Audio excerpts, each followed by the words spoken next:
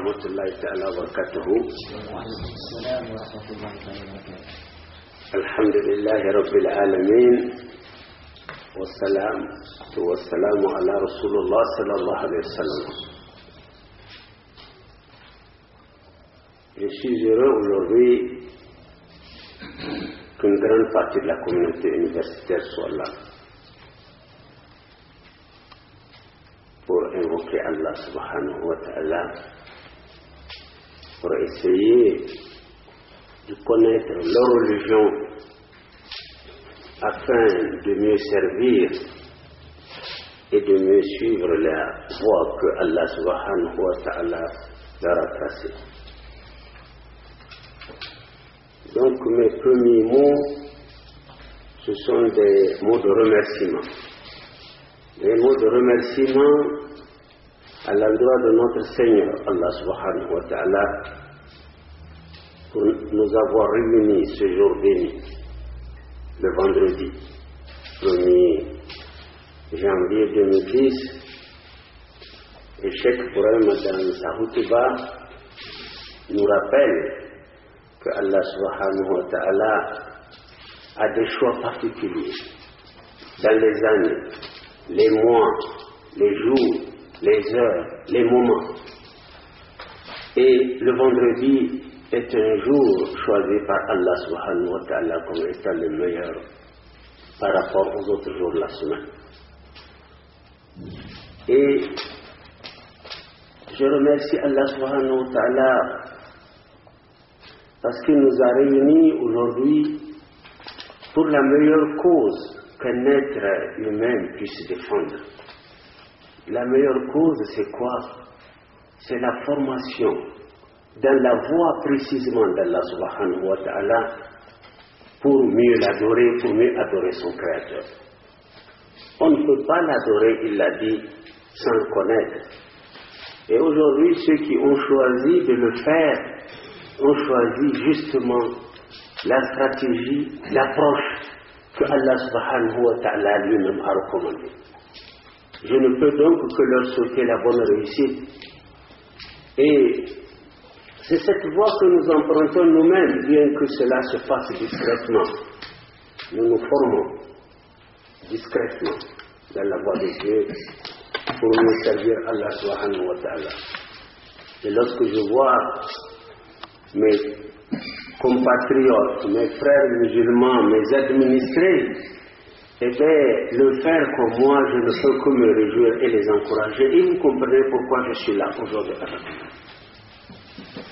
Je vous félicite donc et vous encourage pour avoir pris cette initiative qui n'a été possible que grâce à Allah subhanahu wa ta'ala, que grâce à la volonté divine. Parce que, vous savez, il y a des choses, seul Allah les commande, la conscience, la volonté, elles échappent à l'action de l'homme. Et donc, lorsque on arrive dans une situation pareille, on est obligé de rendre grâce à Allah subhanahu wa ta'ala parce que comme il l'a dit dans le Saint-Coran, il y a des signes que seuls les doués d'intelligence sont capables de reconnaître. Et ça, c'est un signe, justement, que vous soyez tous ici, dans cette université, en train de chercher à connaître votre Créateur pour mieux l'adorer. Et je suis tenté de dire aujourd'hui que notre université, par la grâce, la miséricorde d'Allah subhanahu wa ta'ala, est en train de passer du stade de morte ou de mort à un stade de vivant. Puisque celui qui ne prononce pas les paroles d'Allah subhanahu wa ta'ala, la maison où les versets d'Allah ne sont pas récités peuvent être considérés comme des structures mortes. Et aujourd'hui, même si l'université a toujours pratiqué l'islam, ce regain d'intérêt, à mon avis, peut être considéré à une sorte de revivification de cette institution et des êtres qui la composent que nous sommes. Elle est donc en train de suivre notre université la voie de la félicité, de la réussite dans ce monde ici-bas et dans l'au-delà. On a souvent comparé ou associé l'islam à la pauvreté, à la misère. Mais ceux qui ont été en pèlerinage, que Allah subhanahu wa ta'ala les a amenés, est-ce qu'ils sont revenus avec cette idée? Ils ont vu sûrement le contraire.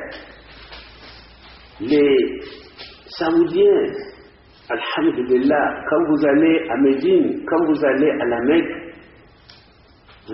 ces villes n'ont rien à envier, y compris la prospérité à des villes des plus grandes puissances du monde comme les États-Unis, puisque j'ai visité les États-Unis pendant près de mois.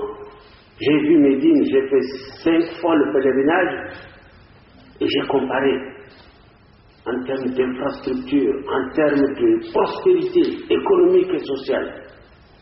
Donc, lorsqu'on suit Allah subhanahu wa ta'ala sincèrement et qu'on y croit, et comme il l'a dit dans le Saint-Coran, on a ce monde et on a l'au-delà aussi. Alors, il faut que nous nous convainquions de cela et que Dieu, très haut, nous aide à être convaincus de cela et à le mettre en œuvre en nous-mêmes. Un des objectifs de cette formation islamique, ce n'est pas du tout quelque chose, un cheveu dans la soupe, non. Je voudrais le dire en tant que premier responsable de l'université, que cette formation islamique vient compléter la mission de l'université dans sa dimension culturelle. Parce que l'université a cette mission aussi. L'université n'est pas là pour former seulement des techniciens, des scientifiques, des littéraires, mais elle est là pour prendre en compte tous les aspects de la vie sociale des êtres humains, y compris les aspects religieux. Et malheureusement, contrairement d'ailleurs à la plupart des pays, même des pays laïcs, vous avez des facultés d'arabe, d'études islamiques. À la Sorbonne, vous en avez. En France, ce sont les chantres de la laïcité. Eh bien, il y a des facultés. Dans la plupart des pays dans le monde, il y a ces facultés pour les instituts d'études islamiques et de langue arabe. Malheureusement, chez nous, ça a toujours fait défaut. Et je me réjouis